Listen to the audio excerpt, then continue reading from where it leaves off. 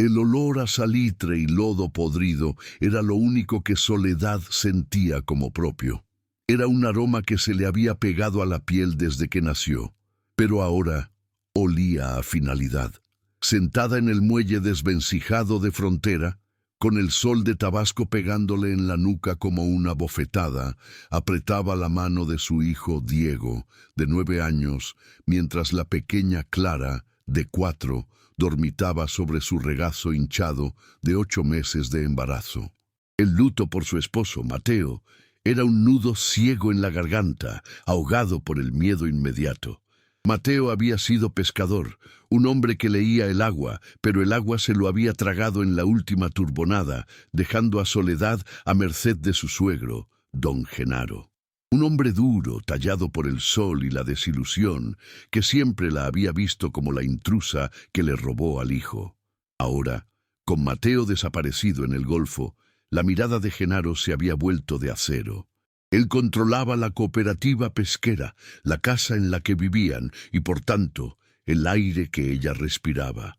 «No hay nada», le había dicho esa mañana, su voz rasposa como una concha rota, mientras revisaba los papeles de la lancha de Mateo. «Tu marido era bueno para soñar, pero malo para pagar. La embarcación se queda en la cooperativa para cubrir las deudas. La casa también». Soledad sintió el vértigo del pánico. «¿Y nosotros? Genaro, por favor, son tus nietos». El hombre escupió en el muelle, sus ojos grises fijos en el horizonte del río Grijalba. «Mis nietos», repitió con amargura, «son tu carga, pero no soy un hombre sin alma». Su solución era tan cruel como el calor de la siesta. «Hay un lugar, allá adentro», dijo, señalando hacia la inmensidad verde y laberíntica de los pantanos de Centla. «Una vieja estación de pescadores, un palafito que nadie ha querido en décadas. Al menos», añadió con una sonrisa torcida, «tendrán un techo.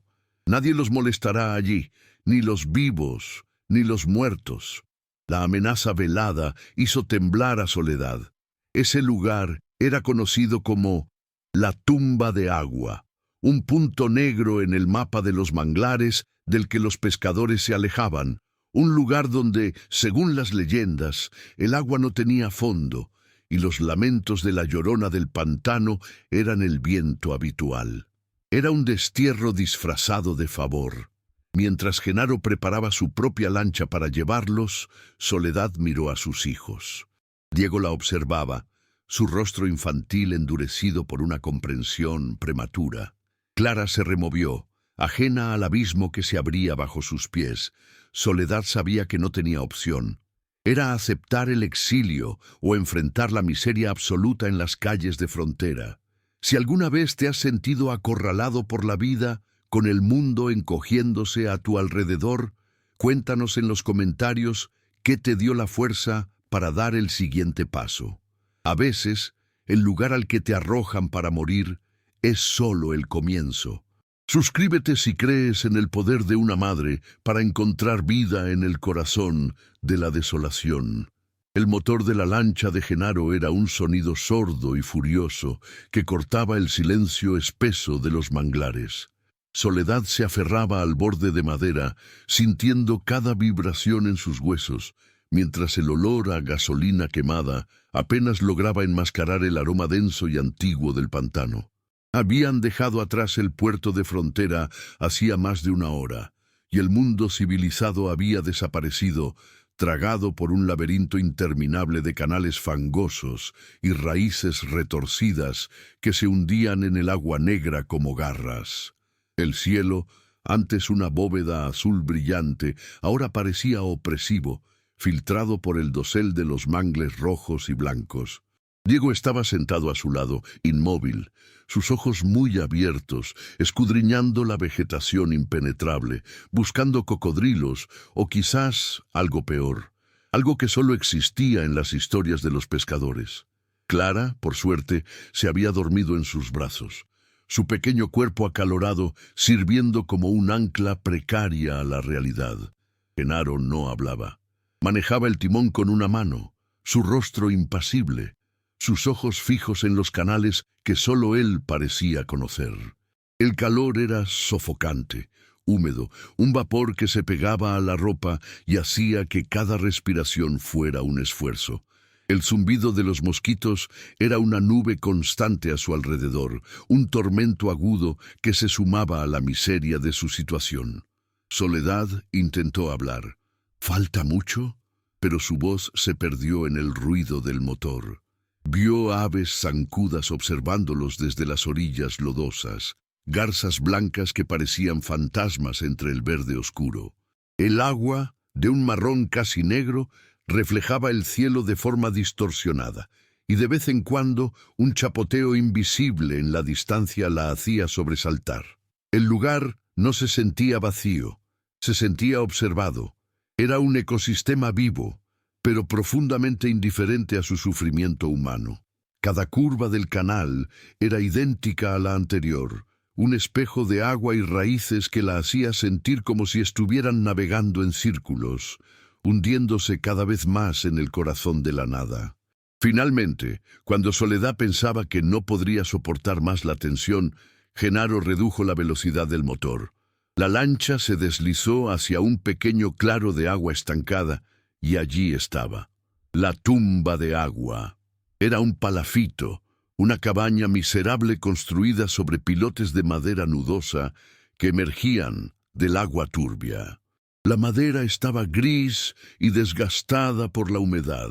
El techo de lámina de palma estaba parcialmente podrido, y toda la estructura se inclinaba peligrosamente hacia la izquierda, como si estuviera a punto de rendirse y ser tragada por el pantano. Un embarcadero improvisado, con tablas faltantes, conducía a la única puerta. «Llegamos», dijo Genaro, su voz sonando hueca en el silencio repentino, roto solo por el croar de las ranas y el llamado distante de un mono aullador. Su suegro ató la lancha a uno de los pilotes. «Bajen». La palabra no fue una invitación, fue una orden. El momento del abandono final había llegado. Don Genaro no bajó de la lancha. Tomó las 2 bolsas de arpillera que contenían toda la vida de Soledad, algo de ropa, un costalito de maíz, un puñado de frijoles negros y una olla de peltre abollada, y las arrojó con desdén sobre el muelle podrido. «Ahí está», dijo, limpiándose el sudor del cuello. «Más de lo que merecías. Mi hijo trabajaba como burro para que tú...». No terminó la frase. La rabia en sus ojos era un veneno que ya no necesitaba palabras. «No regreses a frontera, Soledad. Allá no te queda nada. Aprende a vivir con los chaneques y los espíos del agua, porque ahora eres uno de ellos». El pánico le cerró la garganta a Soledad, pero el orgullo le impidió rogar. Solo pudo apretar la mano de Diego con tanta fuerza que el niño hizo una mueca de dolor. Genaro jaló el cordón del motor, que tosió antes de rugir. Sin una mirada atrás, giró la lancha y se perdió en el canal por el que habían venido. El sonido del motor fue devorado por la selva en segundos, dejando un silencio tan profundo y pesado que parecía tener peso físico, un silencio que los aplastaba. «Mamá», susurró Diego, su voz temblando. Soledad tomó a Clara en brazos, que se aferró a su cuello asustada por el ruido y el silencio repentino. «Vamos, mijo. Hay que subir. Rápido, antes de que oscurezca».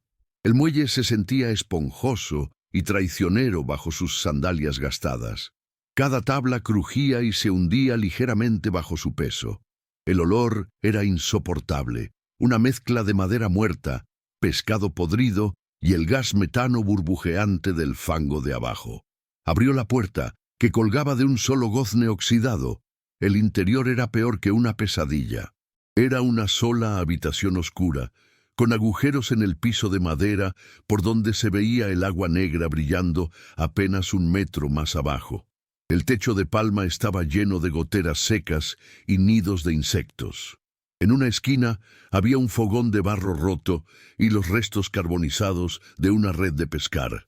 El lugar no había sido abandonado, había sido vencido por el pantano. Mientras Soledad intentaba encontrar un rincón seco donde dejar sus cosas, Diego se asomó a uno de los agujeros más grandes del piso. «Mamá, el agua se mueve». Soledad se acercó, el corazón latiéndole en los oídos. No era el movimiento suave de la corriente, eran ondulaciones, círculos concéntricos que parecían originarse justo debajo de la cabaña. «La tumba de agua», recordó las palabras de Genaro, y recordó la leyenda completa que los pescadores contaban en voz baja. Decían que el palafito había sido construido sobre la entrada de un cenote ahogado, una cueva submarina, y que de noche algo salía a respirar. No eran chaneques, duendes, lo que temían, sino el dueño del agua, una criatura antigua y hambrienta. Genaro no los había llevado a un refugio, los había llevado a una trampa, a un lugar donde el suelo mismo era una amenaza. Estaban flotando indefensos sobre la boca del abismo. La oscuridad en los pantanos no desciende, devora. En un instante, el sol verdoso se apagó, y la negrura que los envolvió fue absoluta, tangible, espesa como el lodo de abajo. El aire se volvió aún más pesado, cargado con la humedad de la noche y el zumbido enloquecedor de millones de mosquitos que formaban una nube alrededor de sus cabezas. Los sonidos de la jungla, que de día eran un murmullo distante, estallaron en una cacofonía demencial. Los monos aulladores rugían en la distancia, un sonido gutural que helaba la sangre, mientras las ranas toro mantenían un coro grave y constante. Soledad se apresuró a atrancar la puerta con un trozo de madera podrida que encontró, un gesto inútil. Sabía que cualquier cosa que quisiera entrar no usaría la puerta. La verdadera amenaza no estaba en la selva que los rodeaba, sino en el agua oscura que respiraba bajo sus pies. Acurrucó a los niños en la esquina más seca de la cabaña, sobre la única cobija que tenían, lejos de los agujeros más evidentes del piso. «No tengan miedo», susurró, su propia voz sonando extraña y aguda. «Son solo ruidos del pantano, animalitos». Diego no respondió. Estaba rígido, sus ojos fijos en un boquete en el piso por donde la luz de la luna, ahora una astilla plateada, iluminaba débilmente la superficie del agua negra. Soledad encendió un pequeño quinqué de petróleo que había traído. La llama débil, arrojando sombras monstruosas que bailaban en las paredes manchadas de moho. Se sentó de espaldas a la pared, con el vientre abultado sirviéndole de escudo incómodo para Clara, mientras rodeaba a Diego con un brazo. Intentó cantar una canción de cuna, pero las palabras se secaron en su boca. Afuera, la sinfonía del pantano continuaba, pero entonces algo cambió. Un silencio repentino cayó sobre el manglar. Los monos callaron, las ranas enmudecieron. El único sonido fue el suave chapoteo del agua contra los pilotes. Un silencio antinatural, expectante. «Mamá», susurró Diego, su aliento caliente contra el brazo de ella. «¿Qué fue eso?» Soledad aguzó el oído. Al principio no oyó nada más que el latido de su propio corazón. Y entonces lo percibió. No era un chapoteo, no era el crujido de la madera. Era un sonido bajo, húmedo, un borboteo profundo que parecía venir directamente del centro de la cabaña, desde las profundidades del agua. Era un resoplido, lento y pesado, como el de una bestia inmensa exhalando bajo la superficie. Glup. Hubo una pausa larga, y luego otra vez, más fuerte. Glup. El piso de madera vibró ligeramente con la concusión del aire liberado. Soledad sintió que el frío del pantano se le metía hasta la médula. No era la corriente, no era gas del pantano. Era rítmico, era una respiración, el terror puro, más frío y profundo que el agua de abajo, la paralizó. Las historias de El dueño del agua no eran cuentos de pescadores, eran una advertencia. Estaban viviendo encima de la guarida de algo, y acababa de despertar.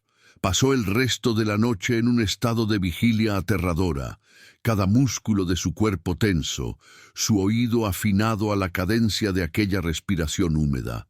El sonido no cesó. Ocurría cada 5 o 6 minutos, el borboteo profundo y gutural, seguido por el chapoteo del agua al cerrarse. Era un ritmo metronómico que marcaba su terror. Los niños dormitaban intermitentemente, demasiado agotados por el viaje y el miedo para permanecer despiertos, pero Diego se quejaba en sueños, luchando contra el zumbido incesante de los mosquitos que se colaban por cada rendija. Soledad no se atrevía a moverse. Su mente corría, imaginando fauces colosales, escamas de lagarto, cocodrilo, del tamaño de un hombre, o algo peor, algo sin nombre que vivía en la oscuridad primordial de la cueva submarina. Se sentía como un ratón atrapado en una caja flotante, con un gato gigante respirando debajo. Sabía que no podía vivir así, no podía permitir que sus hijos estuvieran suspendidos sobre un peligro desconocido. Al primer indicio de la luz grisácea del amanecer, que convertía la niebla exterior en un vapor lechoso, tomó una decisión. Tenía que ver.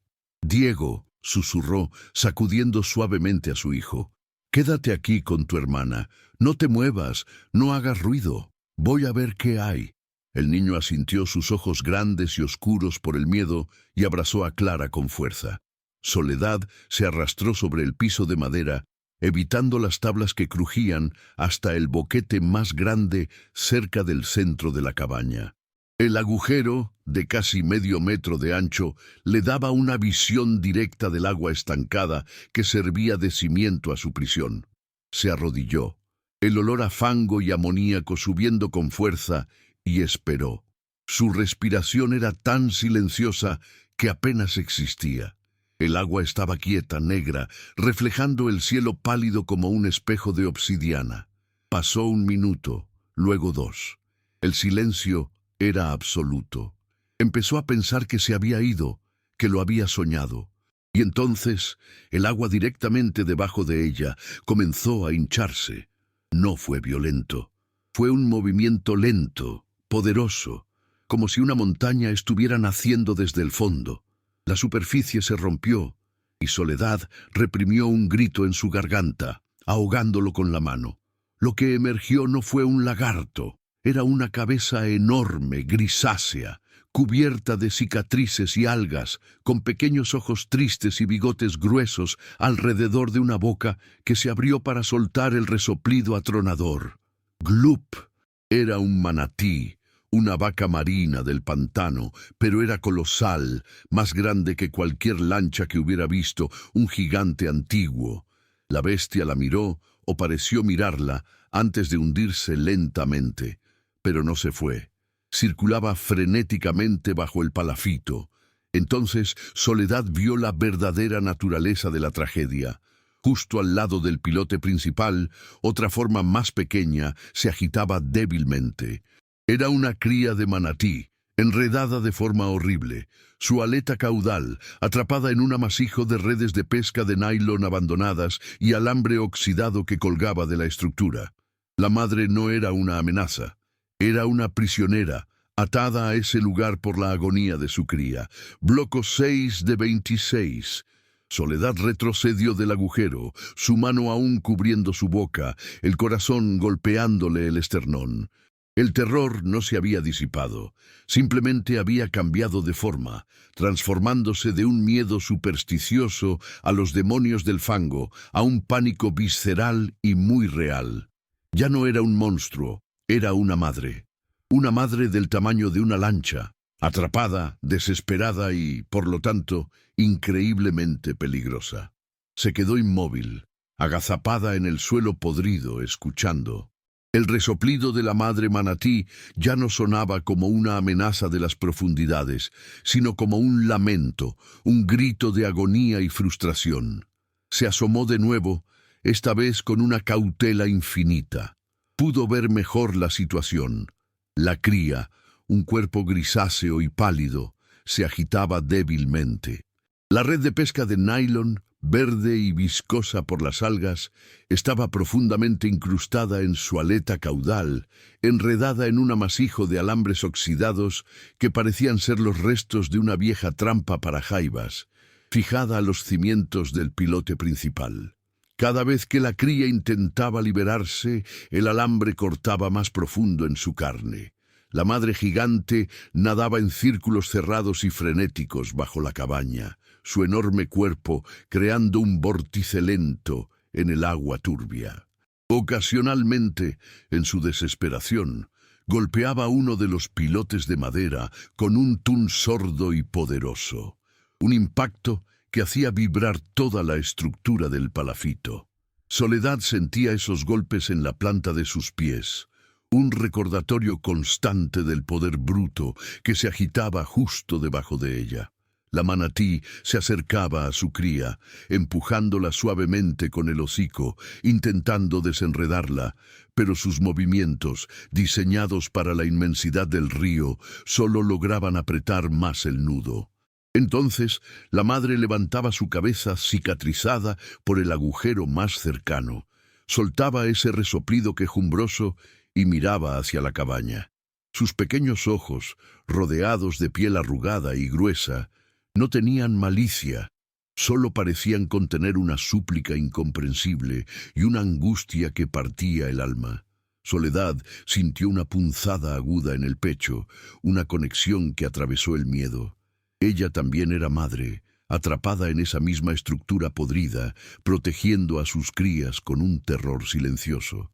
Miró a Diego, que ahora estaba despierto, observándola con ojos pálidos. Miró a Clara, dormida, y sintió la patada inquieta de su hijo nonato.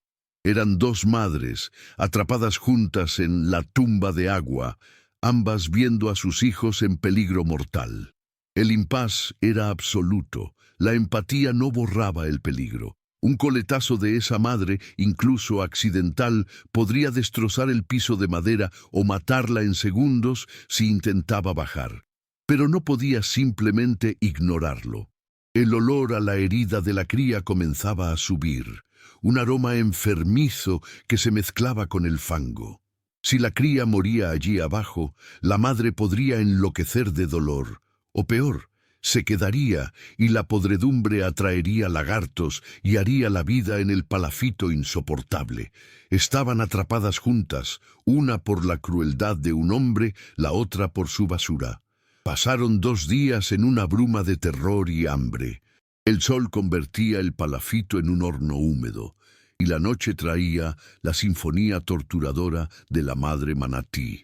Sus resoplidos de dolor y los golpes sordos de su cuerpo contra los pilotes eran constantes, un recordatorio de que su prisión flotante era también el escenario de otra tragedia. Soledad y Diego apenas hablaban. Compartían trozos de totopo, tortilla seca, que les quedaban del costal de maíz, bebiendo el agua salobre que Soledad había logrado recolectar en la olla de peltre durante una breve llovizna. La sed era un tormento secundario al miedo. Diego pasaba horas inmóvil, mirando por las rendijas, vigilando al gigante gris que circulaba sin cesar, su presencia llenando el espacio bajo ellos. Soledad intentaba idear un plan. ¿Podrían nadar? Imposible. El agua estaba llena de lagartos atraídos por la herida de la cría, y la propia madre, en su pánico, aplastaría a cualquiera que entrara. Estaban varados, esperando que don Genaro se arrepintiera o que el hambre los obligara a tomar una decisión fatal. Entonces, en la tarde del tercer día, la crisis cambió. El calor opresivo y la nube de mosquitos que habían sido una tortura constante cobraron su precio. Clara, que había estado quejumbrosa y apática, comenzó a arder. No era el calor normal del trópico, era una calentura interna, voraz. Su piel pequeña se sentía como papel de lija ardiendo. Soledad la desnudó, intentando refrescarla con el agua turbia, pero la fiebre no cedió. Al caer la noche, Clara comenzó a temblar violentamente, sus dientes castañeteando a pesar del calor sofocante. Eran los escalofríos inconfundibles del paludismo, malaria, la fiebre del pantano que se llevaba a los niños en cuestión de días. Soledad había visto esa fiebre antes en Frontera, pero allí había acceso a la quinina, a un médico. Aquí No había nada. La niña, en su delirio, comenzó a llorar, un gemido agudo y lastimero que cortaba la noche.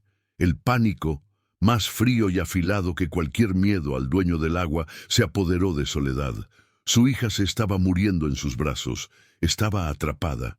Miró hacia la selva impenetrable, una pared verde que prometía más mosquitos y ninguna salvación.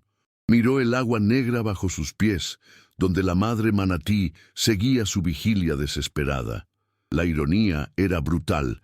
Estaba rodeada de agua, pero su hija ardía en llamas. Los lamentos de Clara se intensificaron y Soledad, meciéndola, comenzó a llorar en silencio, un llanto seco y desesperado. Fue entonces cuando el ritmo de la respiración de abajo cambió. El resoplido habitual de la manatí cesó. Se escuchó un chapoteo y luego, en respuesta al llanto de Clara, un sonido nuevo emergió del agua. No fue un resoplido, fue un gemido bajo, profundo y vibrante, una nota de pura angustia compartida. La bestia estaba respondiendo al dolor de su hija.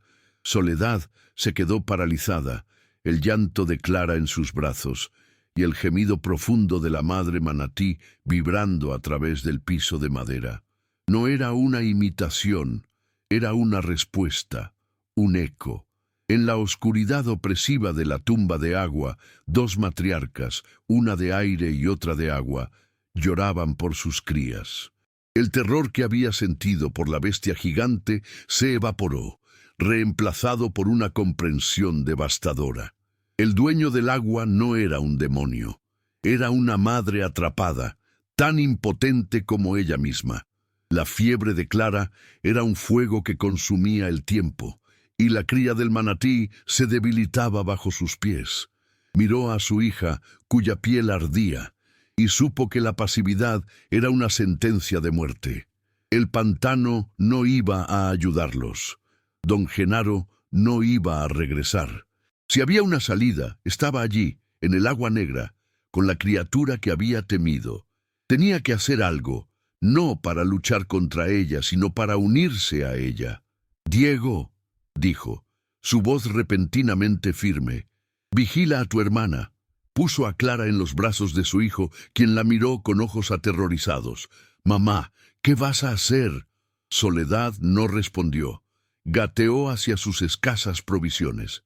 Tenía la olla de peltre que contenía apenas 2 dedos de agua de lluvia limpia que había recogido, el único líquido potable que poseían. Era su recurso más valioso contra la fiebre de Clara y la sed de Diego. Sin dudarlo, tomó la olla. Se arrastró hacia el agujero más grande. La enorme cabeza grisácea estaba allí, a menos de 1 metro de su cara. Los pequeños ojos la miraban fijamente, cargados de una inteligencia antigua y un dolor insondable. La cría, a su lado, dio un espasmo débil. Soledad sintió la patada de su propio bebé dentro de ella, un recordatorio de la vida que también dependía de esta decisión. «Te oigo», susurró Soledad, su voz temblando. «Yo también. Mi niña se está muriendo». El manatí soltó un resoplido bajo. Una nube de aliento húmedo le golpeó la cara.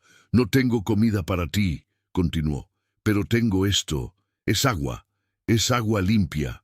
Con el corazón latiéndole tan fuerte que temía que se le saliera del pecho, bajó lentamente la olla de peltre hacia el agua. La acercó al hocico gigante de la bestia.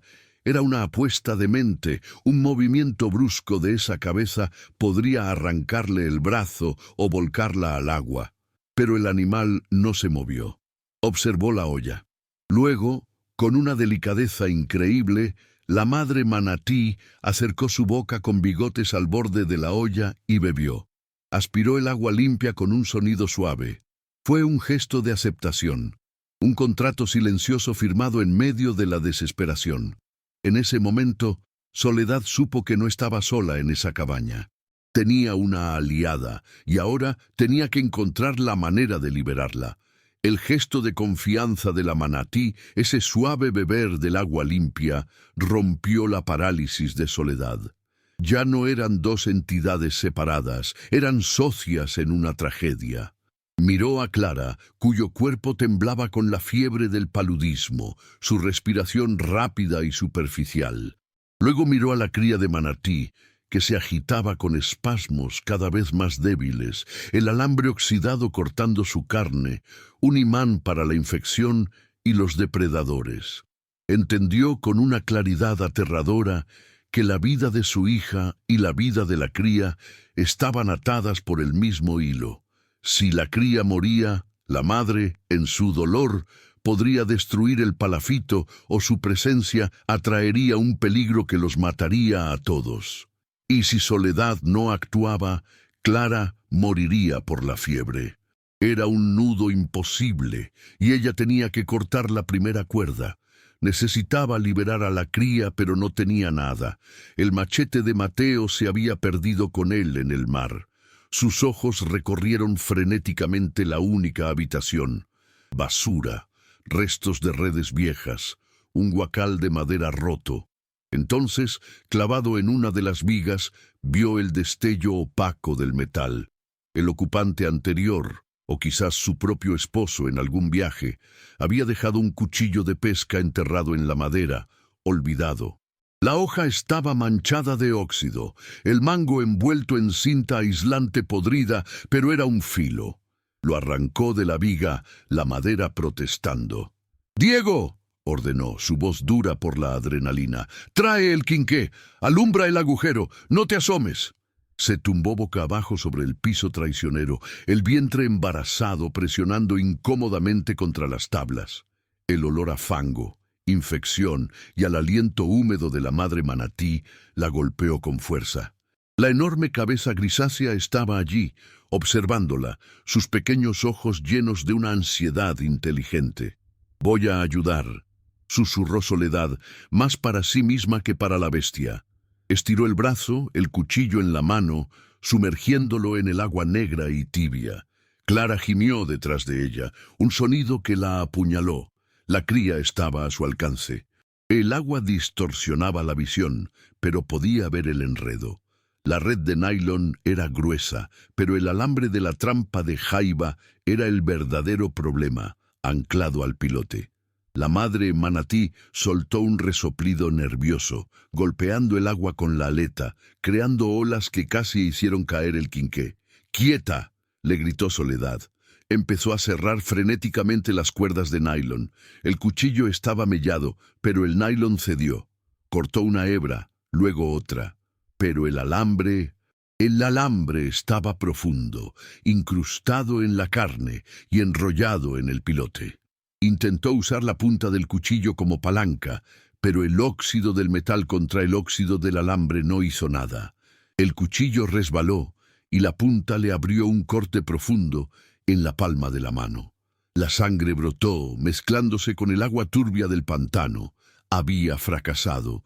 El nylon estaba suelto, pero el alambre, el ancla mortal, seguía allí. Soledad ahogó un grito de dolor y frustración, retirando bruscamente el brazo del agua. Su sangre floreció en la superficie oscura, una nube roja que se disipó con pereza en el fango. El cuchillo oxidado había sido inútil contra el alambre. El fracaso la golpeó con una fuerza física, dejándola sin aliento. Detrás de ella, el llanto de Clara se había convertido en un gemido febril, un sonido tan delgado y frágil que cortaba más profundo que el cuchillo. Estaba fallando. Estaba fallando a sus hijos, y ahora estaba fallando a la bestia que le había confiado su propia tragedia. El olor de su sangre fresca en el agua estancada cambió la atmósfera al instante. La madre manatí, que había estado observando con una ansiedad inteligente, pareció enloquecer. Ya no era una súplica, era pánico. La sangre significaba peligro, significaba depredadores, significaba que la amenaza para su cría era ahora inmediata. La gigante gris soltó un resoplido explosivo, un sonido que era mitad rugido y mitad lamento, y se lanzó contra el pilote principal. El impacto no fue un golpe sordo, fue un terremoto. El palafito entero se sacudió con una violencia aterradora, lanzando a Soledad de costado contra el suelo. Diego gritó, aferrándose a su hermana. El agua negra salpicó a través de los agujeros del piso. La manatí golpeó de nuevo, su cuerpo colosal usando toda la fuerza de su desesperación contra la madera podrida que anclaba a su cría. «¡Basta! ¡Vas a tirarnos!», gritó Soledad. La cabaña gimió. Las vigas del techo crujieron. En la esquina, cerca del fogón de barro roto, el impacto desalojó algo. Una pequeña caja de lata oxidada, encajada entre una viga del techo y la pared de madera, cayó al suelo con un golpe metálico. La manatí golpeó una tercera vez, y luego, tan repentinamente como había comenzado, la furia cesó, dejando solo los ecos de la vibración y el llanto agudo de Clara. Soledad ignoró el dolor punzante de su mano. Gateó hacia la caja, sus ojos fijos en el objeto como si fuera una aparición. Estaba cubierta de óxido y telarañas, pero parecía intacta. Usando la hoja del cuchillo, forzó la tapa atascada. Dentro, protegido por un trozo de tela encerada, había un frasco de vidrio oscuro y un paquete de papel amarillento. Sus manos temblorosas abrieron el paquete. Polvo blanco y una etiqueta desvaída. Sulfato de quinina. Era la cura, el remedio amargo contra la fiebre del pantano, dejado allí por algún pescador o cazador precavido hacía años. Era un milagro nacido de la violencia. Sin dudar, vertió un poco del polvo en la olla de peltre con los últimos tragos de agua de lluvia, creando un lodo amargo. Se arrodilló junto a Clara, le abrió la boca a la fuerza y la obligó a tragar la mezcla. La niña tosió y lloró, pero tragó. Soledad se arrancó un trozo de su falda y vendó su propia mano sangrante. Sus ojos nunca se apartaron del rostro ardiente de su hija. Abajo, el agua estaba quieta. La madre manatí había reanudado su vigilia, pero ahora el silencio entre ellas se sentía diferente. Era una espera compartida. La noche que siguió fue la más larga de la vida de Soledad. Se sentó con la espalda contra la pared de madera carcomida, el cuerpo exhausto de Clara acunado en su regazo febril. La quinina era una apuesta desesperada, un milagro de polvo amargo rescatado de la violencia. Su mano derecha, envuelta en el trapo ensangrentado, palpitaba con un dolor sordo, un recordatorio constante de su fracaso bajo el agua. El palafito estaba sumido en un silencio casi absoluto, un vacío que parecía haber sido comprado por el terror de los golpes de la manatí. Ya no había golpes, no había rugidos, solo dos sonidos que marcaban el paso de las horas. La respiración superficial y entrecortada de Clara, luchando contra la fiebre, y el resoplido lento, metronómico y húmedo de la madre manatí que esperaba debajo. Eran los únicos latidos en la tumba de agua. Diego se había quedado dormido por puro agotamiento, acurrucado a sus pies, pero Soledad no podía cerrar los ojos. Escuchaba, alternando su angustia entre la niña que ardía en sus brazos y la bestia que sufría en silencio bajo el suelo. Cerca de la madrugada, la fiebre de Clara alcanzó su punto álgido. La niña dejó de gemir y su cuerpo pequeño fue sacudido por una convulsión silenciosa y terrible. Sus ojos se pusieron en blanco. «¡No! ¡Clara! ¡No!», gritó Soledad, su voz quebrándose en la oscuridad. Pensó que la estaba perdiendo, que el remedio oxidado había llegado demasiado tarde. La abrazó con fuerza, meciéndola, suplicándole a un Dios que parecía haberse olvidado de los pantanos. Usó los últimos restos del agua de la olla, ahora mezclada con el polvo de maíz, para humedecer sus labios resecos y partidos, pero la niña no respondía. Abajo, como si sintiera el clímax de la desesperación humana, la manatí soltó un único gemido bajo y profundo, una vibración de empatía que subió por los pilotes y pareció sacudir a Soledad de su parálisis. La madre del agua seguía allí, compartiendo su vigilia, testificando su dolor. Cuando la primera luz grisácea se filtró por las rendijas, tiñendo la niebla de un color perlado, el cuerpo de Clara de repente se relajó. La convulsión cesó. Soledad puso su mano temblorosa sobre la frente de la niña. El fuego voraz se había ido. La piel seguía caliente, pero ahora estaba húmeda por un sudor profuso. La fiebre se había roto. La quinina había funcionado. Agotada, Soledad apoyó la cabeza en la pared, las lágrimas corriendo por sus mejillas. Fue entonces, mientras miraba por una rendija hacia la niebla del amanecer, que supo la verdadera naturaleza de su alianza. Vio las formas oscuras y reptilianas de varios lagartos, cocodrilos, grandes como troncos, deslizándose en el agua a unos 20 metros de distancia. Habían olido su sangre, la herida de la cría, pero no se acercaban más. Se mantenían en un perímetro respetuoso, intimidados por la masa colosal de la madre manatí, que seguía patrullando incansablemente el agua directamente bajo la cabaña. El dueño del agua no era un monstruo, era un guardián. Su presencia era lo único que mantenía a raya a los verdaderos demonios del pantano. El alivio fue tan abrumador que Soledad sintió que sus piernas cedían. Se quedó sentada en el suelo sucio, con Clara durmiendo profundamente en su regazo por primera vez en días, su respiración finalmente regular, su piel húmeda y fresca. Diego, al ver a su hermana a salvo, dejó escapar un sollozo ahogado que había estado conteniendo y se aferró a la cintura de su madre. Lloraron juntos en silencio, un nudo de agotamiento y gratitud. Pero la tregua fue breve. El hambre, que había sido eclipsada por el pánico de la fiebre, regresó con una urgencia punzante. Soledad miró el costalito de maíz. Quedaba apenas un puñado de granos secos. Las redes de pesca que había encontrado en la esquina estaban podridas, inútiles. Afuera, la presencia amenazante de los lagartos hacía imposible siquiera pensar en buscar comida en las orillas. Estaban vivos, pero seguían varados, y ahora la inanición era su próximo verdugo. El resoplido húmedo de la madre manatí subió desde abajo, recordándole el pacto. Se asomó con cautela. Los depredadores seguían allí, ojos amarillos y fríos, flotando como troncos en el perímetro. Pero la madre gigante mantenía su vigilia, una centinela colosal. Ella los había protegido. Ahora, Soledad tenía que cumplir su parte. Su mano herida palpitaba, recordándole el fracaso del cuchillo contra el alambre. Necesitaba algo más fuerte, algo con palanca. Sus ojos recorrieron la cabaña, buscando desesperadamente. Vio el fogón de barro, roto en pedazos por los impactos de la manatí. Había sido un acto de violencia, pero también el que había revelado la quinina. Quizás había más. Se arrastró hacia el desastre de arcilla y ceniza.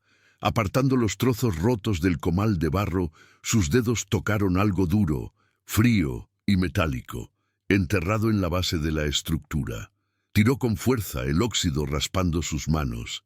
Era una barreta, una pequeña palanca de hierro de quizás medio metro de largo, probablemente usada por los constructores originales del palafito para asentar los pilotes y olvidada en el barro del fogón.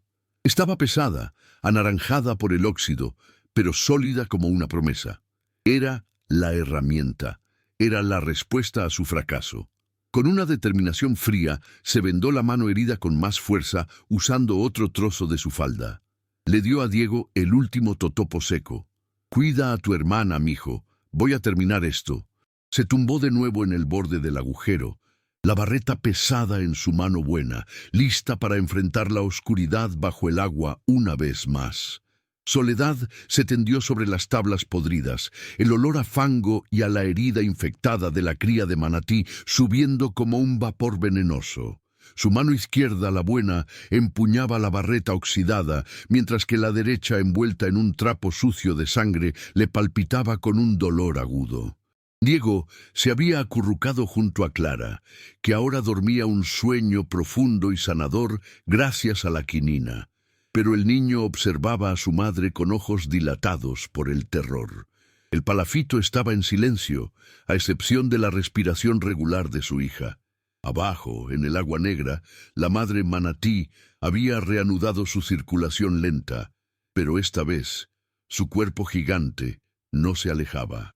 Se quedó directamente bajo el agujero, su cabeza cicatrizada emergiendo ocasionalmente, sus pequeños ojos fijos en Soledad con una intensidad que era casi insoportable.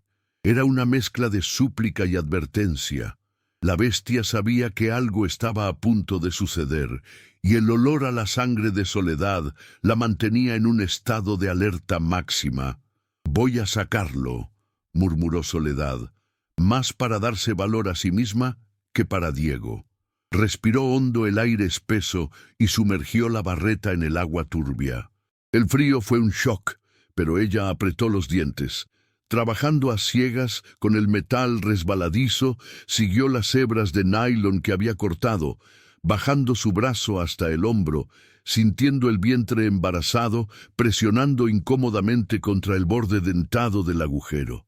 Sus dedos rozaron la aleta caudal de la cría, que se crispó débilmente, y luego encontró el nudo del problema. El alambre de la trampa estaba duro, incrustado y tenso como la cuerda de un piano contra el pilote principal. Enganchó la punta plana de la barreta bajo el alambre, tratando de encontrar un punto de apoyo contra la madera sumergida. Hizo palanca con toda la fuerza de su brazo. El metal oxidado apenas se movió. El esfuerzo fue brutal. La barreta era corta y el ángulo era terrible. La madre manatí, sintiendo la vibración y la lucha, soltó un resoplido nervioso y golpeó el agua, enviando un rocío fétido a la cara de Soledad. «¡Quieta! ¡Estoy ayudando!», gritó, la voz rota por la tensión. Ignoró el dolor de su mano herida, que usaba para estabilizarse en el suelo resbaladizo. Apoyó la barreta contra su propio hombro y usó todo el peso de su cuerpo, empujando hacia abajo en un intento desesperado por reventar el alambre. Sintió que los músculos de su espalda se desgarraban. La presión sobre su bebé era inmensa, pero no se detuvo. Encontró el lazo principal de la trampa, donde el alambre estaba enrollado sobre sí mismo. Metió la punta de la barreta en ese nudo y giró, usando la madera del pilote como fulcro. Un crujido metálico y sordo vibró a través del agua, un crán ahogado. La tensión cedió tan abruptamente que casi dejó caer la herramienta. El alambre, corroído por años de abandono, finalmente se había roto. El eco del metal rompiéndose bajo el agua pareció resonar en el aire inmóvil del pantano. Soledad retiró la barreta, su brazo temblando por el esfuerzo sobrehumano, y se quedó jadeando, con el rostro pegado a las tablas húmedas. El dolor en su mano herida era una mancha blanca y caliente en su visión, pero lo ignoró. Debajo, todo estaba en silencio. Un segundo, dos. Entonces escuchó un chapoteo débil y un chillido agudo, casi como el de un delfín. La cría de manatí, finalmente liberada del alambre que la anclaba, se movía. La madre gigante soltó un resoplido suave, casi un murmullo, y Soledad vio cómo la enorme cabeza gris se acercaba a la cría, empujándola con una ternura infinita, guiándola. Por un instante, la madre se detuvo directamente bajo el agujero. Levantó la cabeza, sus ojos pequeños y antiguos fijos en los de Soledad. No hubo un sonido, pero el contacto visual fue tan profundo como el agua misma. Fue un agradecimiento, un reconocimiento, un pacto sellado en la oscuridad. Entonces la madre se giró, empujando a su cría hacia la salida del claro, hacia los canales abiertos del Grijalba. Soledad sintió una punzada de pánico.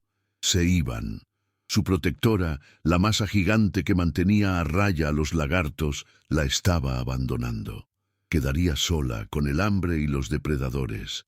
Pero la manatí no se fue de inmediato. Justo antes de alcanzar el canal principal, La madre se detuvo, dejó a la cría en aguas poco profundas y se dio la vuelta. Regresó al centro del palafito, directamente sobre la boca del cenote ahogado. Se quedó inmóvil por un momento y luego, en lugar de hundirse, se impulsó hacia abajo con una fuerza colosal que Soledad no había creído posible. Desapareció en la oscuridad de la cueva submarina. El agua bajo la cabaña se calmó, volviéndose un espejo negro.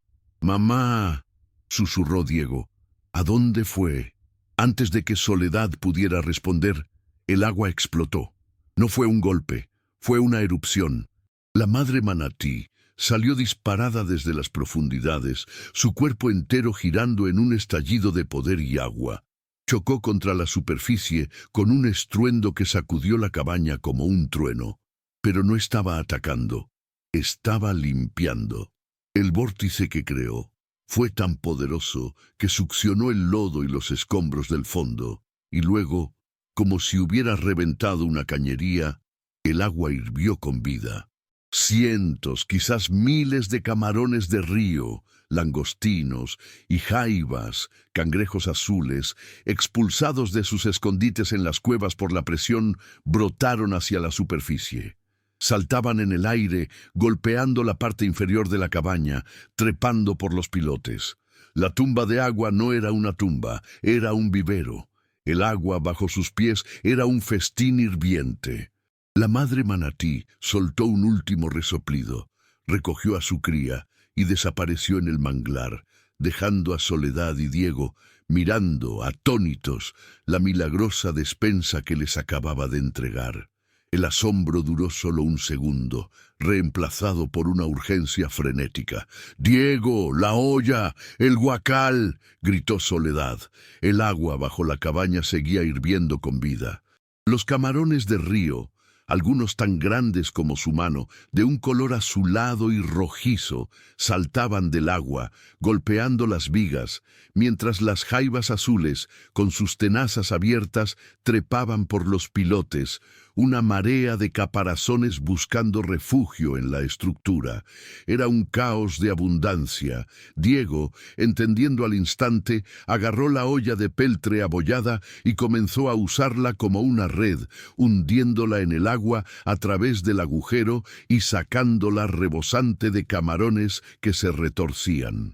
Soledad, con su mano buena, usaba la caja de lata oxidada de la quinina y el guacal roto, recogiendo todo lo que podía, sus movimientos rápidos y desesperados, como si temiera que el milagro desapareciera tan rápido como había llegado. «¡No dejes que se escapen!», le gritaba a Diego, ambos riendo y llorando al mismo tiempo, el sonido de su alegría histérica resonando en el palafito que momentos antes había sido una tumba. Trabajaron a una velocidad febril. El piso de la cabaña pronto se cubrió con una pila creciente de crustáceos. Las jaivas se escabullían hacia las esquinas, sus caparazones haciendo un ruido seco sobre la madera, y Soledad las atrapaba con la barreta oxidada, inmovilizándolas antes de arrojarlas a un rincón. Los camarones eran más fáciles, una cosecha de plata y rojo que llenaba cada recipiente que tenían. Soledad nunca había visto algo así. En frontera, una captura de camarón de río de este tamaño llevaría a un equipo de pescadores toda una noche de trabajo duro con redes y trampas. Era una fortuna, era más que comida, era riqueza. La madre manatí no solo había revelado un escondite, había reventado la despensa principal del pantano. La tumba de agua no era una cueva submarina cualquiera, era el nido, el corazón palpitante de la vida del manglar, un lugar donde las crías se refugiaban y los crustáceos prosperaban en la oscuridad, y el palafito estaba construido exactamente encima de él. Mientras recogía el último camarón que se retorcía en el suelo, Soledad se detuvo para recuperar el aliento, su cuerpo temblando por el esfuerzo y la adrenalina. Miró la pila de comida, luego miró a Diego, su rostro manchado de lodo y lágrimas, pero sus ojos brillando con una luz que no había visto en meses. Miró a Clara, que dormía pacíficamente, curada, y sintió la patada vigorosa de su bebé nonato. El hambre había sido vencida. El miedo a los lagartos seguía allí, en el perímetro, pero ya no importaba. No necesitaban salir. La comida había venido a ellos. Don Genaro la había arrojado a un basurero para que muriera, pero la había arrojado, sin saberlo, sobre un cofre del tesoro viviente. El palafito no era un castigo, era un lujo húmedo, oscuro y apestoso, pero el lujo más grande de todos, la vida, abundante e inesperada. El frenesí de la cosecha milagrosa se calmó, dejando a Soledad y Diego sentados en el suelo, exhaustos, rodeados por su riqueza azulada y plateada. El palafito ya no era una tumba silenciosa. Estaba vivo con el clic, clic, clic de las jaivas que habían acorralado bajo el huacal roto, ahora asegurado con la pesada barreta de hierro.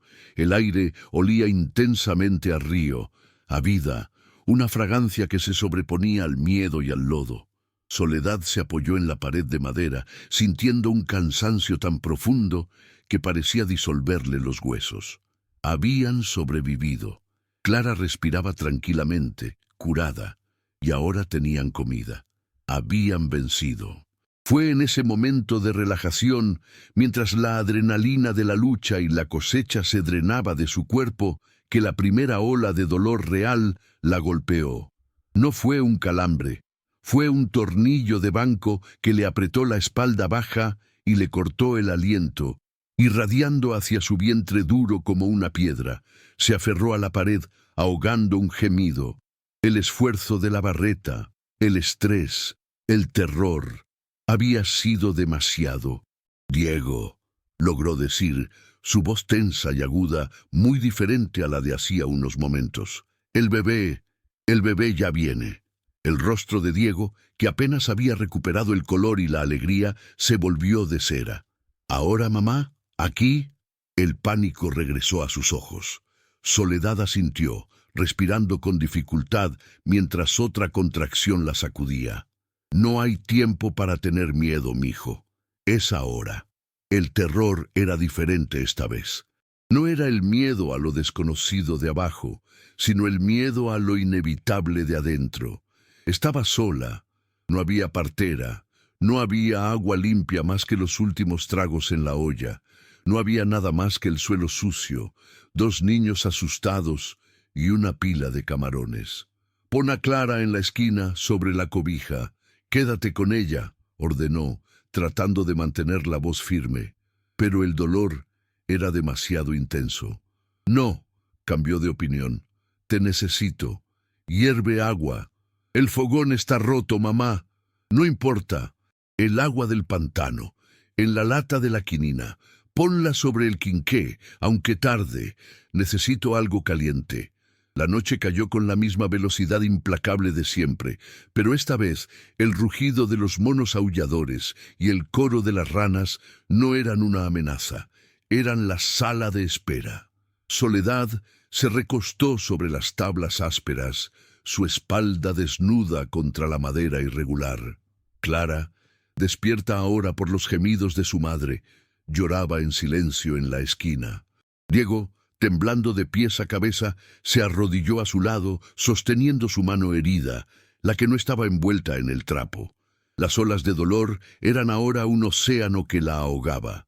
Recordó el nacimiento de Clara, en una cama limpia, con su suegra y Mateo sosteniéndola. Aquí estaba en el suelo de su prisión, rodeada de crustáceos. Pero ya no era una prisión, era su fortaleza. «¡Puja, mamá!», gritaba Diego, repitiendo palabras que debió oír en algún lugar de frontera, sus lágrimas cayendo sobre la mano de ella.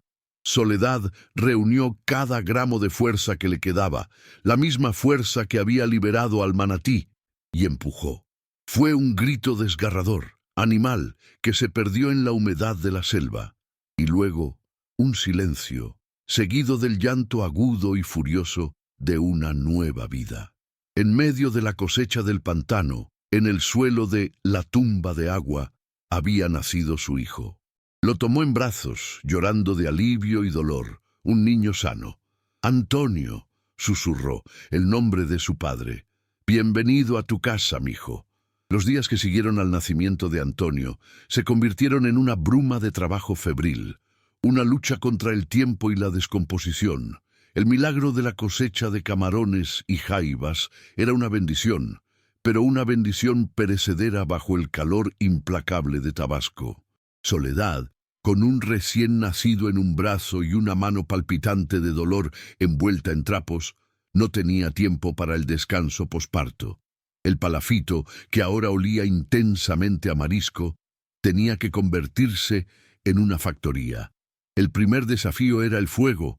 El fogón de barro estaba destrozado.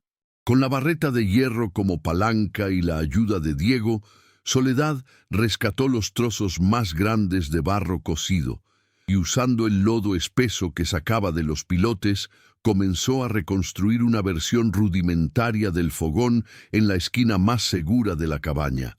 Era un trabajo agotador y sucio. Mientras amamantaba a Antonio con una mano, con la otra mezclaba el fango, sus movimientos lentos pero metódicos. Diego, ahora su único socio en esta empresa, resultó ser incansable. Se encargaba de alimentar la llama débil con trozos de madera podrida que arrancaba de las partes no esenciales de la cabaña, un sacrificio necesario para cocinar. El segundo desafío era conservar la carne. No tenían sal, no tenían hielo. La única respuesta era el sol y el humo. Mientras Soledad cuidaba al bebé y reconstruía el fogón, Diego se convirtió en el procesador. Con el cuchillo de pesca oxidado, que ahora afilaban contra una piedra del fogón, el niño de 9 años aprendió a pelar los camarones y a desmembrar las jaivas con una eficiencia brutal que le rompió el corazón a Soledad, pero que también la llenó de un orgullo feroz. Extendieron la carne rosada de los camarones sobre los trozos de lámina de palma que arrancaron del techo averiado, creando secaderos improvisados al sol. La carne de jaiba, más delicada, la ensartaban en astillas de madera y la colgaban dentro de la cabaña, justo sobre el humo débil que ahora salía del fogón remendado. El palafito se llenó de un olor acre a humo y marisco seco, un aroma que mantenía a raya a los mosquitos y esperaban a otros carroñeros. El trabajo era incesante, desde el amanecer hasta el anochecer. Soledad limpió la sangre y los restos del parto del suelo de madera con agua del pantano que Diego subía en la olla de peltre, un balde a la vez, siempre vigilando los ojos amarillos de los lagartos que seguían patrullando el perímetro. Remendaron los agujeros más grandes del piso con las tablas sueltas del muelle podrido, no para evitar que algo entrara, sino para evitar que sus hijos cayeran. La cabaña dejó de ser un lugar de terror pasivo. Se convirtió en un taller, un ahumadero, una guardería y una cocina, todo en un espacio de 4 por 4 metros. El lujo que habían descubierto no era pasivo. Exigía un precio en sudor, sangre y una vigilancia constante. Soledad, con su bebé en el rebozo y el olor a humo en el pelo, se estaba convirtiendo, sin saberlo, en la dueña de esa tumba. El palafito se había transformado en un ahumadero flotante. El humo denso y aromático del fogón reconstruido, alimentado con pedazos de madera de mangle seca que Diego recogía valientemente del muelle, se filtraba por cada rendija del techo y las paredes. Era un esfuerzo constante, una batalla por mantener el fuego vivo pero bajo, para que el humo fuera espeso y no una llama que lo consumiera todo. Colgando de cada viga hilos de ixtle, fibra de agave que Soledad había desenredado de las redes viejas, sostenían cientos de camarones y trozos de carne de jaiba. Afuera, sobre las láminas de palma rescatadas, el sol del trópico golpeaba sin piedad. Tenían comida, tenían un proceso. Por 3 días, Soledad sintió una esperanza cautelosa, meciendo a Antonio mientras vigilaba el secado, su mano herida envuelta en trapos limpios, el dolor ahora un recordatorio sordo de su victoria. Pero la tumba de agua no cedía sus victorias tan fácilmente.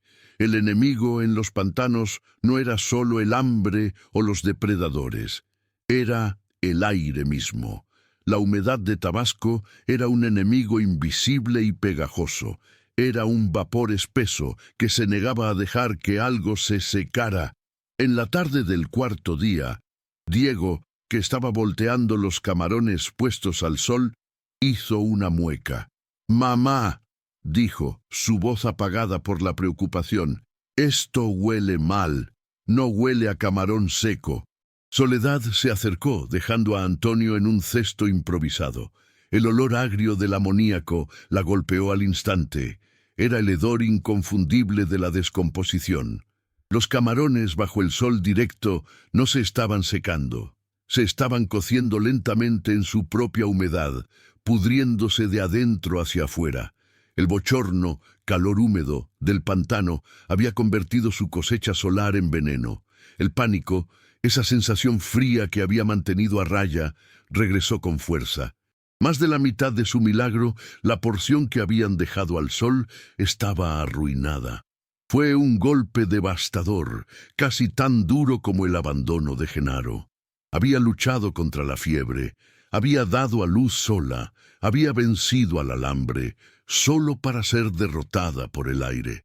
Se sentó pesadamente en el muelle, las lágrimas de frustración quemándole los ojos. Había fracasado en el arte más básico, conservar la vida que les había sido dada. Miró la carne ahumada que colgaba dentro de la cabaña. Tomó un trozo de jaiba. Estaba seco al tacto, impregnado del aroma del humo, perfectamente conservado. El humo, esa era la respuesta. En este lugar de agua y vapor, el sol no era un aliado, era un horno húmedo. La única forma de vencer la humedad era el fuego constante. No podían simplemente secar la comida, tenían que ahumarla, toda. Esto significaba que el pequeño fogón tendría que trabajar día y noche, que necesitarían una cantidad imposible de leña seca y que tendrían que vivir permanentemente en una nube de humo. La solución era tan sofocante como el problema. «Tíralos», dijo Soledad, su voz desprovista de emoción. Diego la miró, incrédulo, señalando la pila de camarones podridos que se cocían bajo el sol. «Mamá, es comida». «Era comida», corrigió ella con una dureza que asustó al niño. «Ahora es veneno. Tíralos al agua, devuélveselos al pantano». Con lágrimas de rabia, Diego obedeció, arrojando paladas de su milagro echado a perder al agua negra, donde los peces y quizás los lagartos se darían un festín con su fracaso. Soledad observó la escena, su mandíbula apretada. El pantano le había enseñado una lección brutal. La humedad era un enemigo tan voraz como el hambre. El sol no era su aliado, era su cómplice. El humo que salía del fogón improvisado era la única respuesta. El problema era que el fogón estaba diseñado para cocinar, no para curar. El fuego era demasiado directo, la llama demasiado caliente. «Así no, Diego», dijo, señalando la carne de jaiba que colgaba más cerca, ya cocida pero no seca. «Se quema por fuera y se pudre por dentro. Necesitamos humo, no lumbre». Su mente, afilada por la necesidad, comenzó a diseñar. Esto ya no era cocina, era ingeniería. «Trae más lodo, el lodo negro de los pilotes», ordenó. Mientras Diego se deslizaba peligrosamente por el borde del muelle para recoger el fango espeso y pegajoso, Soledad usó la barreta para arrancar 2 láminas de palma podridas, pero intactas, del techo interior. Cuando Diego regresó, comenzaron la obra. Usando el lodo como cemento y las láminas como estructura, construyeron una especie de campana rústica sobre el fogón, un canal improvisado que obligaba al calor a disiparse, pero que capturaba y concentraba el humo. «Ahora, la madera», dijo ella. «Ya no traigas la madera seca, trae ramas de mangle verde, las que estén húmedas. Necesitamos que ardan lento, que lloren humo». Era una inversión de toda lógica de supervivencia. Matar la llama para cultivar el vapor. El palafito se convirtió en una cámara de tortura. El humo, ahora espeso, acre y aceitoso por la madera verde del mangle, no tenía a dónde ir. Llenaba la pequeña cabaña desde el piso hasta el techo, una niebla tan densa que apenas podían verse. Los ojos les ardían sin cesar, lágrimas de humo corrían por sus mejillas sucias, respiraban a través de trapos húmedos que Soledad había mojado en el pantano. Clara tosía en sueños, y el llanto de Antonio era ronco, ahogado por la atmósfera irrespirable. «Aguanten», susurraba Soledad, sus propios ojos rojos e hinchados. «¿Es esto o los gusanos?» Diego, con una seriedad de hombre, se convirtió en el maestro del fuego, aprendiendo a alimentar el fogón lo suficiente para mantenerlo humeando, pero nunca llameando. Pasaron 2 días en esa nube sofocante, durmiendo por turnos, sus pulmones ardiendo. Al tercer amanecer, Soledad se acercó a la primera ristra de camarones. Estaban oscuros, casi negros, duros como piedras y arrugados. Arrancó uno, lo partió, se quebró limpiamente, revelando un interior seco, de un color ámbar profundo. Olía a mar y a fuego antiguo. Le dio un trozo a Diego. Era salado, intenso, pero era comida. Era vida. Habían dominado la humedad. Cuando el humo finalmente comenzó a disiparse, Soledad sintió que podía respirar por primera vez en semanas. Habían agotado la madera verde cercana y el fuego del fogón se había reducido a brasas. Abrió la puerta destartalada y el aire húmedo y vivo del pantano entró de golpe, casi mareándolos por su frescura. La luz del sol se filtró en la cabaña ahora tranquila, iluminando la escena. El palafito ya no era un ahumadero sofocante, era una bodega. Colgando de cada viga, de cada clavo oxidado, de hilos de ixtle que cruzaban la habitación, había docenas de ristras de camarones y jaivas. Eran de un color ámbar oscuro, casi caoba, brillantes por su propia grasa curada, y el aire ya no olía a humo acre, sino a algo profundo, salado y exquisitamente complejo. Era el aroma del mezquite del mar. Clara y Diego, con los rostros aún manchados de hollín, miraban en silencio la fortuna que colgaba sobre sus cabezas. Soledad se acercó a la ristra más cercana, la que había colgado primero. Los camarones estaban duros como piedras, arrugados, y parecían más pequeños, pero pesaban. Desató uno. Lo olió. Era un perfume que nunca había experimentado en frontera. Allí, el camarón seco olía a sal y a polvo, un ingrediente humilde para caldos de Cuaresma. Esto era diferente. El humo del mangle rojo le había infundido una dulzura ahumada, casi como a tocino fino. Con una uña partió el caparazón. La carne de adentro no era blanca y fibrosa, sino de un naranja intenso, casi translúcida, como un ópalo de fuego. Dudó un segundo y luego se lo llevó a la boca. El snap de la carne seca fue seguido por una explosión de sabor que la hizo cerrar los ojos. Era dulce, salado, ahumado, con un toque mineral del agua del cenote. Era, sin duda, lo más delicioso que había comido en toda su vida. Le dio un trozo a Diego. El niño masticó. Sus ojos se abrieron con asombro. Sabe a carne, mamá. Era más que comida. Era un manjar. Soledad miró las ristras. Cientos, miles de camarones curados a la perfección. Esto no era comida de subsistencia. Esto no era para pobres. Esto era un lujo. El tipo de producto que los coyotes de alimentos pagaban a precios exorbitantes en Villahermosa o incluso en la Ciudad de México. El pantano, en su crueldad, le había enseñado un secreto de alquimia, cómo usar la madera más húmeda y el aire más denso para transformar un camarón común en oro ahumado. La tumba de agua no era una fábrica, era una cocina gourmet. Don Genaro la había arrojado sobre una mina, no de mariscos, sino de sabor.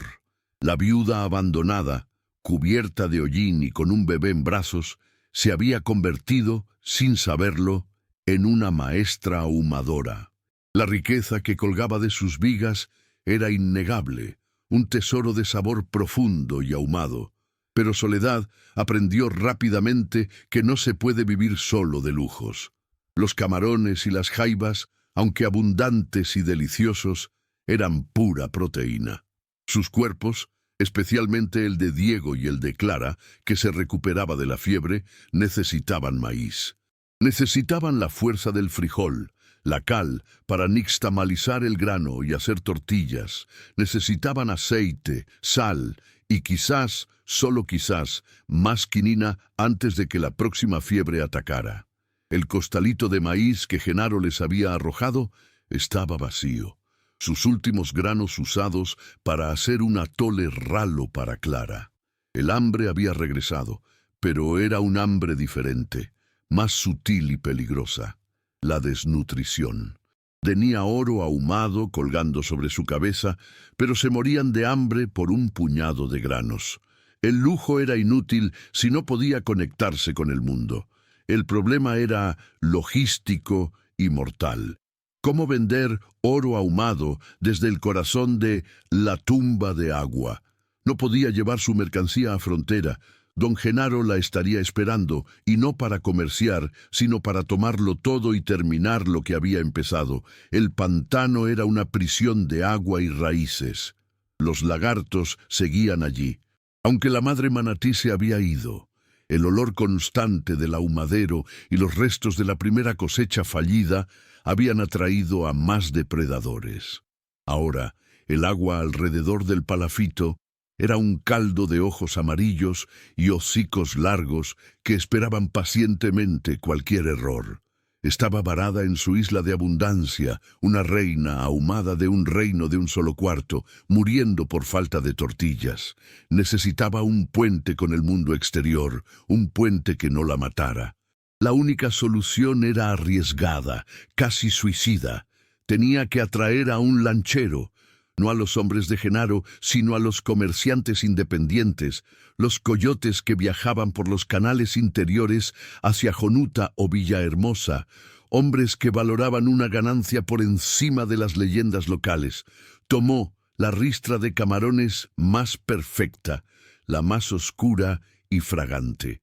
Luego, cuidadosamente, alisó el papel de estraza amarillento que había envuelto la quinina, el papel que había salvado a su hija. Con un trozo de carbón del fogón, escribió con letras grandes y torpes: camarón de humo del bueno, cambio por maíz, frijol, sal, deje en el muelle, hay más. Le dijo a Diego que se encerrara con los niños y no hiciera ruido. Con el corazón en la garganta, salió al muelle podrido, vigilando el agua. Usando un hilo de ixtle, ató la ristra y la nota a la punta de la barreta de hierro oxidada. Clavó la barreta verticalmente en la madera podrida del muelle, como una bandera. Era una señal, una invitación desesperada en medio de la nada, visible para cualquiera que pasara por el canal principal. Regresó adentro, atrancó la puerta y comenzó la espera más larga de su vida. La espera fue una nueva forma de tortura. Pasó un día entero. El palafito se sintió más silencioso que nunca. El aire denso con el olor del humo frío y la fragancia tentadora de la ristra de camarones que colgaba en el muelle como un sacrificio inútil. Soledad vigilaba desde una rendija en la pared de madera, sus ojos ardiendo por el cansancio y la tensión, escudriñando el canal principal. Cada tronco flotante, cada movimiento de las garzas, hacía que su corazón diera un vuelco. El hambre había regresado, un dolor sordo y roedor en el estómago de Diego. El llanto de Antonio era más débil. La leche de Soledad, aguada por la falta de tortilla y frijol, ya no lo sustentaba. El lujo que colgaba sobre sus cabezas era una burla. ¿Y si nadie pasaba? ¿Y si los únicos que usaban estos canales eran los hombres de Genaro? La desesperación comenzó a arañarla de nuevo, más fría que el agua de abajo. Los lagartos seguían allí, un círculo paciente de ojos amarillos, como si esperaran que la cabaña finalmente les entregara a sus ocupantes. En la mañana del segundo día, un sonido diferente rompió el coro de la selva. No era el motor pesado y renqueante de la lancha de don Genaro, el cual Soledad ya tenía grabado en la memoria. Era un zumbido agudo, rápido, un motor fuera de borda más pequeño y veloz. Soledad agarró a Diego, llevándolo al rincón más oscuro. ¡Silencio!, susurró, tapando instintivamente la boca de Clara, que dormitaba. «No hagas ni un ruido, mijo, ni uno». Se pegó a la rendija. Vio una panga larga y estrecha cargada de bultos cubiertos por una lona azul que disminuía la velocidad. Un solo hombre, flaco, con un sombrero de paja deshilachado y la piel curtida como cuero viejo, miraba fijamente su barreta. El hombre conocía este lugar, conocía la leyenda de la tumba de agua. Su mano descansaba sobre el mango de un machete que yacía en el asiento junto a él. Claramente esperaba una trampa. El lanchero, un coyote conocido en los canales como el Güero, dejó que la corriente lo acercara al muelle podrido. Sus ojos leyeron la nota escrita con carbón. «Camarón de humo, ¿qué brujería es esta?», murmuró. Con una vara larga de bambú enganchó la ristra. El aroma lo golpeó al instante. Sus ojos, antes entrecerrados por la sospecha, se abrieron de golpe. Este no era el camarón salado y seco de frontera, apestado por el sol. Esto olía a mangle rojo, a humo de madera noble, a algo profundo y caro. Él conocía los restaurantes de Villahermosa, sabía que los gringos y los capitalinos pagaban fortunas por este tipo de producto gourmet. Su codicia venció instantáneamente a su superstición. Miró la cabaña, silenciosa, muerta. «Deje en el muelle un trato fantasma». El Güero soltó una risa áspera. Se acercó al muelle, el motor de la panga ahuyentando temporalmente a los lagartos. Sin bajarse, de debajo de la lona sacó un costal de lona de 20 kilos de maíz, una bolsa más pequeña de frijol negro y un bloque macizo de sal. Incluso añadió un pequeño paquete de café de grano. Los dejó en el muelle, tomó la ristra y sin mirar atrás aceleró el motor, desapareciendo río arriba, su mente ya calculando las ganancias. Soledad esperó a que el sonido del motor muriera por completo. Esperó media hora más. Luego, temblando, salió al muelle y arrastró el costal de maíz, pesado como un ancla, dentro de su fortaleza. Había funcionado. El olor del nixtamal cociéndose con cal inundó el palafito, un aroma sagrado que borró por completo el hedor a podredumbre y miedo. Por primera vez en lo que pareció una vida entera, Soledad palmeaba tortillas frescas sobre el comal remendado. El sonido rítmico de sus manos era una canción de victoria, un latido que afirmaba su derecho a estar allí. Diego y Clara comían con una avidez desesperada, engullendo los frijoles negros guisados con trozos de jaiba ahumada, el lujo y la subsistencia mezclados en una misma olla. La leche de Soledad regresó con fuerza, y Antonio, el bebé nacido en la oscuridad, comenzó a ganar peso, sus mejillas redondeándose. El palafito se asentó en una nueva rutina. Ya no era una lucha diaria por la supervivencia. Era una operación. Diego se convirtió en el vigía, vigilando el canal principal, mientras Soledad perfeccionaba su técnica de ahumado, aprendiendo a equilibrar el humo del mangle rojo para obtener ese color caoba perfecto. La tumba de agua se había convertido en un taller, un hogar flotante lleno del aroma del café de grano y el humo dulce. Mientras tanto, en Villahermosa, el Güero cambió su suerte. Llegó al mercado de Pino Suárez no como un simple lanchero, sino como un hombre con un secreto. Llevó la primera ristra directamente a la cocina de un restaurante caro cerca del río, un lugar frecuentado por ingenieros petroleros y políticos. El chef, un hombre arrogante de la capital, tomó un camarón, lo olió, lo partió. Su arrogancia se disolvió. «¿De dónde?», preguntó, su voz repentinamente respetuosa. «Esto no es camarón de laguna. ¿Es humo de Nanchital?». El Güero sonrió con astucia. «Es humo de mangle rojo, chef, del corazón del pantano, del agua dulce del cenote». El chef lo probó. El sabor era tan profundo, tan complejo, que se quedó en silencio. «Tráeme todo lo que tengas», dijo finalmente, pagándole a Güero en el acto 3 veces el precio del mejor camarón de la costa. El Güero supo que había encontrado su mina de oro, una mina que necesitaba proteger a toda costa. El Güero era un hombre de negocios, no un tonto. Sabía que si otros lancheros descubrían que una simple viuda estaba produciendo esa maravilla, la invadirían, o peor, se lo dirían a Genaro. Tenía que mantener el monopolio. Así que, cuando le preguntaban en los muelles de frontera sobre su nueva mercancía, él reforzaba la leyenda. «La tumba de agua», decía, bajando la voz. «No está maldita, está viva. Yo no le compro a nadie».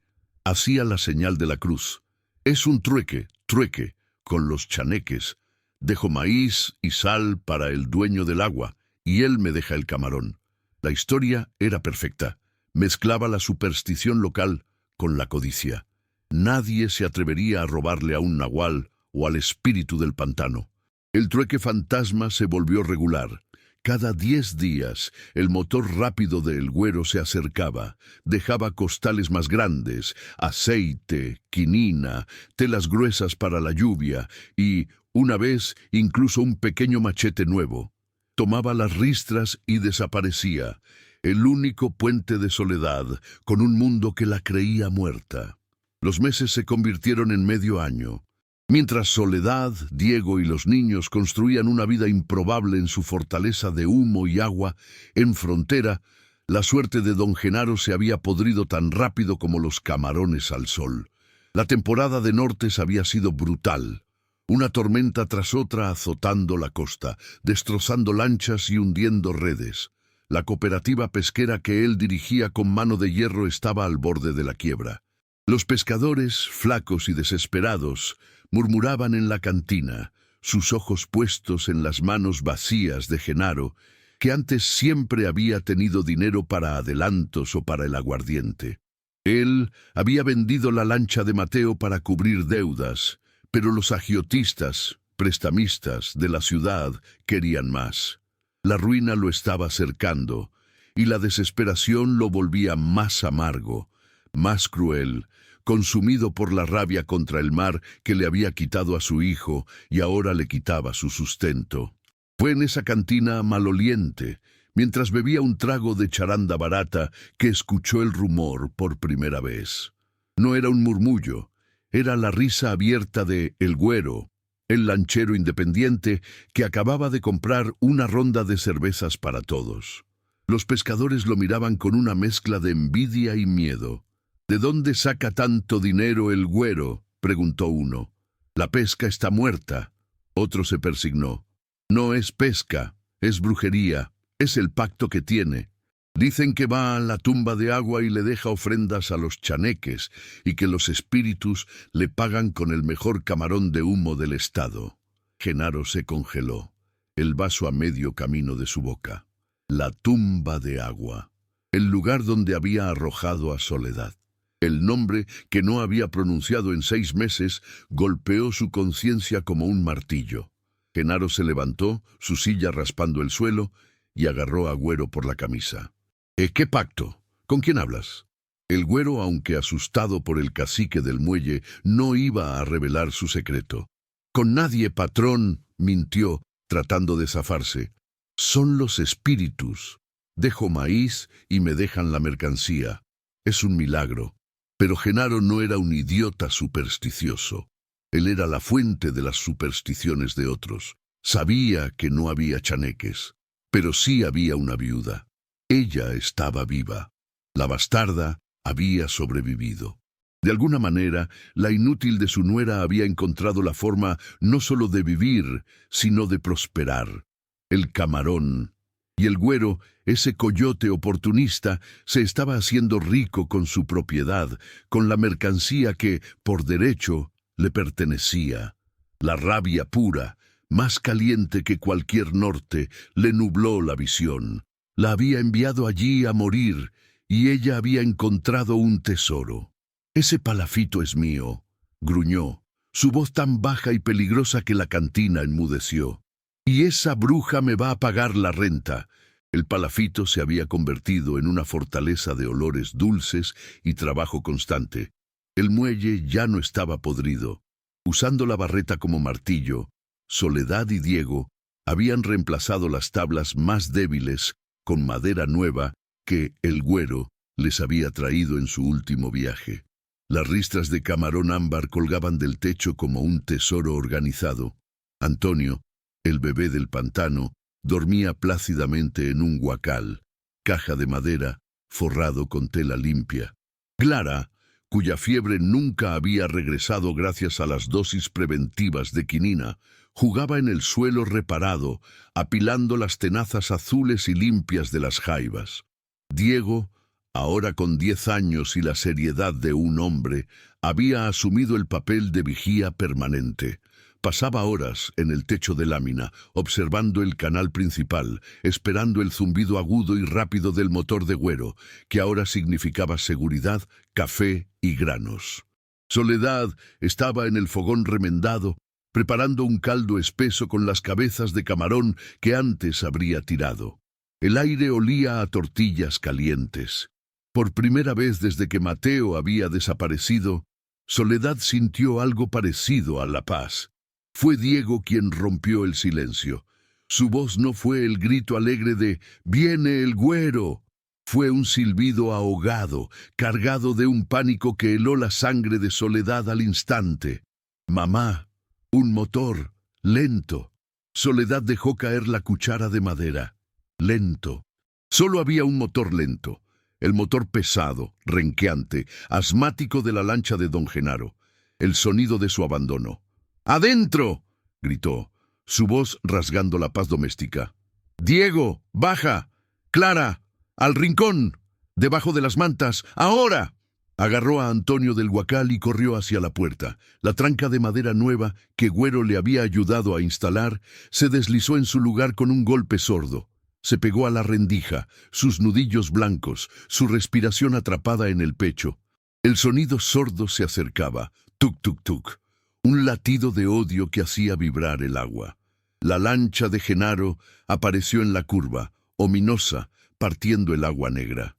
No venía solo. 2 hombres, matones de la cooperativa que Soledad reconoció al instante por su lealtad brutal a su suegro, venían con él. Uno sostenía una escopeta vieja de caza, el otro un machete largo y brillante. A diferencia del motor rápido de Güero, el ruido lento de la lancha de Genaro no pareció molestar a los lagartos. Al contrario, varios de los especímenes más grandes, que siempre merodeaban, comenzaron a seguir la embarcación con una curiosidad perezosa y hambrienta. Genaro detuvo el motor a unos metros del muelle. Sus ojos, inyectados en sangre por el aguardiente y la rabia, recorrieron la escena. Vio el muelle reparado, vio las ristras colgando, vio el humo limpio que salía del fogón, vio la prueba irrefutable de la vida y la prosperidad. Su rostro se convulsionó. «¡Soledad!», rugió, su voz haciendo eco en el manglar. «Sé que estás ahí, bruja. ¡Sal de una vez!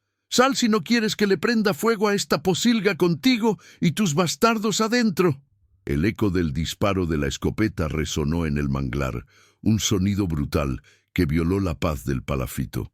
Un agujero del tamaño de un puño apareció en la madera de la puerta a centímetros de donde estaba la cabeza de Soledad. Clara gritó, un chillido agudo de terror. «¡Dispara otra vez, idiota!», le gritó Genaro al matón, su voz quebrada por la rabia y el aguardiente. «¡Quémala! Tráeme el bidón de gasolina de la lancha». Pero el matón de la escopeta no recargó. Estaba pálido, sus ojos fijos no en la cabaña, sino en el agua. El disparo, la vibración, el grito había atraído la atención. Los lagartos que antes seguían a una distancia perezosa, ahora se acercaban. Sus cuerpos enormes y oscuros se deslizaban por el agua, convergiendo en el palafito, sus ojos fríos, fijos en el ruido, en la lancha que vibraba. «Patrón», susurró el hombre del machete, «son demasiados, el agua está hirviendo de lagartos».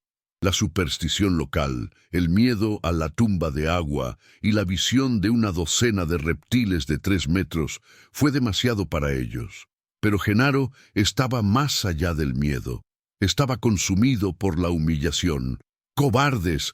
¡Miedosos de los espíos!», rugió. Vio a Soledad espiar por el agujero del disparo, sus ojos oscuros, llenos de desafío, no de miedo. Esa mirada lo rompió. «Te sacaré yo mismo, perra». Ciego de rabia, agarró el machete de la mano de su hombre y saltó al muelle. No corrió hacia la puerta. Corrió hacia el costado de la cabaña, hacia donde había visto colgar las ristras más valiosas, para destruirlo todo. Pero no corrió sobre las tablas nuevas que Diego había puesto. Corrió sobre el borde original del muelle, la madera vieja y esponjosa que Soledad aún no había reemplazado, la misma que bordeaba el agujero del cenote. La madera podrida, debilitada por años de humedad y por los golpes de la madre manatí, no soportó el peso de su furia. No hubo un crujido de advertencia, las tablas simplemente se desintegraron bajo sus botas. El grito de rabia de Genaro se convirtió en un chillido ahogado de sorpresa cuando el muelle desapareció y él cayó al agua negra. No tuvo tiempo de nadar. El agua, que ya estaba agitada por la presencia de los lagartos, explotó en un frenesí. Un chapoteo violento, un único grito que se cortó en un gorgoteo horrible, y luego solo un remolino de agua que se teñía de rojo oscuro. La tumba de agua había reclamado su renta. Los dos matones en la lancha se quedaron paralizados por el horror. Vieron el agua calmarse, vieron el machete flotar brevemente antes de hundirse. Miraron la cabaña silenciosa, ahora más aterradora que cualquier ejército. Vieron el rostro de Soledad en el agujero, impasible, una reina oscura en su trono de humo. No necesitaron más. Dejaron caer la escopeta en el fondo de la lancha, jalaron el cordón del motor con manos temblorosas y huyeron a toda velocidad, desapareciendo por el canal, sin atreverse a mirar atrás. Los años pasaron. La leyenda de la viuda del humo se convirtió en parte del folclore de los pantanos de Centla. Los lancheros contaban que don Genaro, en su codicia, había sido juzgado por el dueño del agua, y que la viuda que vivía allí era su sacerdotisa, protegida por los lagartos que ahora eran sus guardianes. Nadie se atrevió a molestarla jamás. El güero, ahora un comerciante rico, se convirtió en su único y leal enlace, protegiendo su secreto como si fuera propio. El palafito fue reforzado, ampliado con madera nueva, convirtiéndose en una casa sólida y limpia que flotaba sobre la fuente de su riqueza. Diego creció hasta convertirse en el hombre del palafito, el maestro del cenote, y Clara y Antonio crecieron sanos, sus risas mezclándose con el olor constante del mangle rojo. La choza abandonada que nadie quería se había convertido en un palacio de lujo, no de mármol, sino de independencia, de seguridad y del mejor camarón ahumado de todo México. Soledad había tomado el infierno al que fue arrojada y lo había convertido en un hogar. Si esta historia de resiliencia y coraje te ha conmovido, te invitamos a suscribirte al canal, donde creemos que cada abandono es una oportunidad para construir algo impensable. Todos tenemos un pantano que enfrentar, un lugar que nadie quiere en nuestras vidas. Cuéntanos en los comentarios, ¿cuál es ese lujo que tú has logrado construir a partir de la adversidad? ¿Qué tesoro encontraste cuando el mundo te dio por vencido? Comparte tu historia con nosotros.